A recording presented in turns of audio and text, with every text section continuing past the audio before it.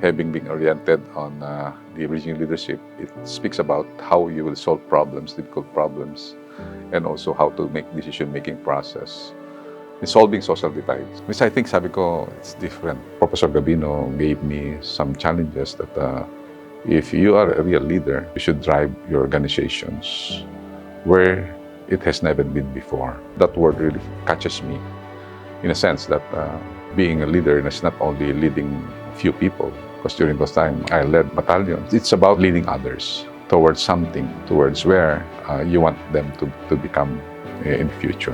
One of the things I realized in BL is you can never do anything by yourself. And if you do try, it'll be close to impossible because you're just one person. And what BL made me realize is I don't have to rely on myself.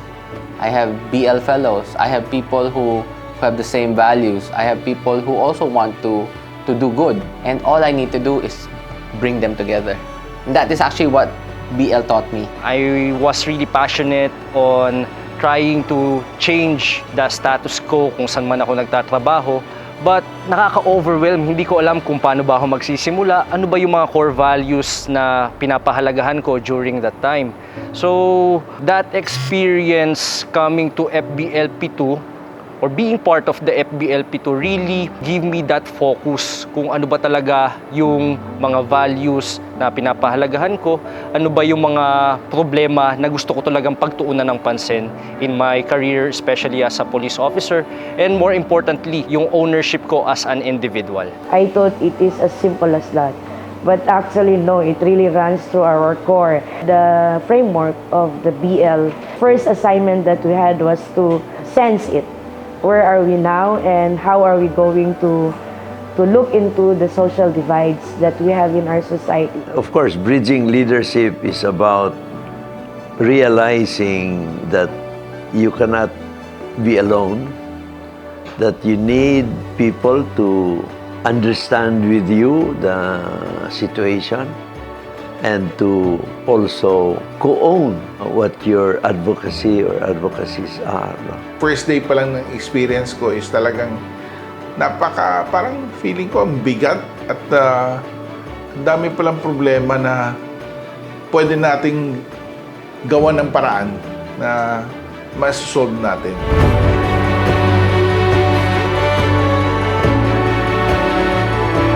I think na-develop yung foresight, no, which is very, very important if you are in a position of management or leadership. So, and then of course, your stakeholders analysis. You know, one thing that I really say about MBLP, you may know about the principles of leadership, but it's different if you are equipped with the tools to look at things and to analyze things and to plan things. Through that program, I realized it's not about you being so passionate about it. You have to transfer the passion. You have to look for equally passionate individuals. And we all have our own passion in different ways. So you co-own, you co-create. You tap into their passion, and you look for people of the same passion. So things will be easier. And then number 3, be ready to sign out, which is that once you co-created something, you have to be ready to let go. It won't be yours after a while. The philosophy of the bridging leadership could be very helpful sa community ng BARM. And even at school, sana it could be offered as an elective subject sa mga school natin sa college. I think the bridging leadership provides us with a way to accommodate others in our heart, not just our family. I remember Prof. Neves would say, when I mention bridging leadership, it's not about your grandfather who is very influential. It's not about those who have resources. Make sure it's not about that. But you reach out to a stakeholder, to a sector that has been excluded. The fellowship program has not only enhanced my being a prosecutor in terms of, connecting with people and talking to them, but it has given me the opportunity to handle problems on how they were presented to us, how to handle problems, how it was presented during the trainings. I would apply that in my work area, and even if it's like you say, you're just prosecuting cases, you're just investigating and all that. FBLP, on the other hand, forces you to interrogate the whole context: social, political, cultural, economic. And this view is the only view for me to push for social change, right? You cannot change society if you just settle with the transactional.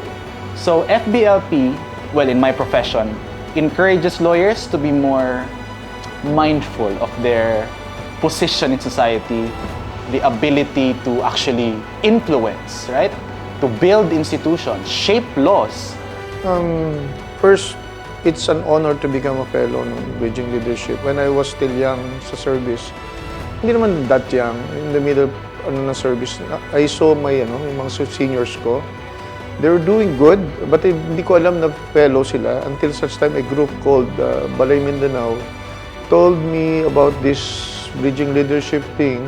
And then, nakapasok na ako, doon ko na-realize na itong mga to pala, mga bridging leaders, they were trained to become bridging leaders.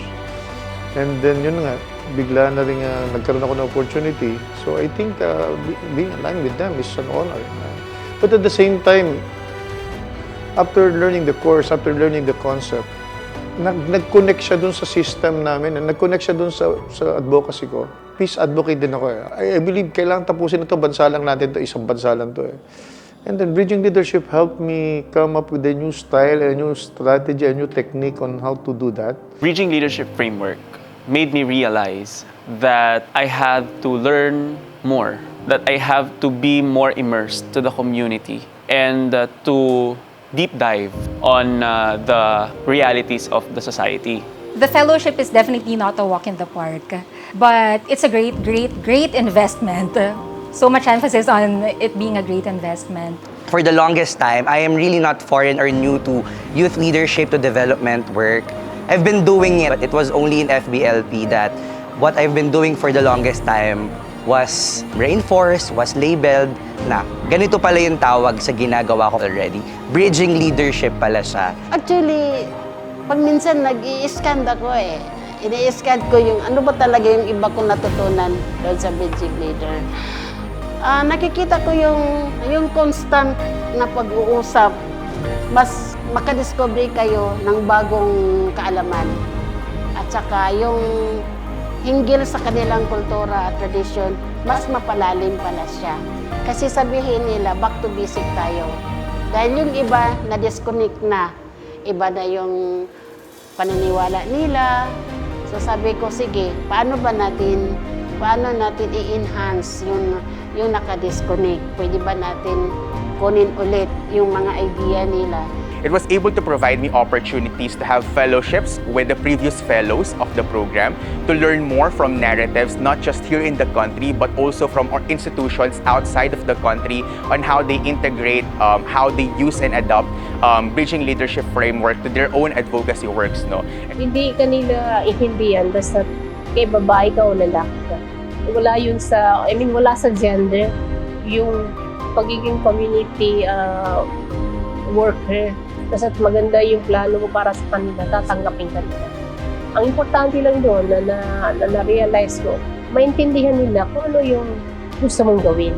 Yeah, when they presented the framework itself, and explained the initial stages, and particularly on the self, the ownership of the divide, that's where I was really crying when I was sharing all these things. I really concluded in myself that indeed this process has really helped a lot of people and a lot of communities. Where we are in, what we are doing now, the progress and the development that we achieved, part of that it's because we really use the process of the bridging leadership. Actually, funnily enough, and this is something I always keep saying, the biggest sort of change and shift in me as a leader, though the program is it's supposed to be like a year long in 3 sessions as a whole, actually happened at the very beginning.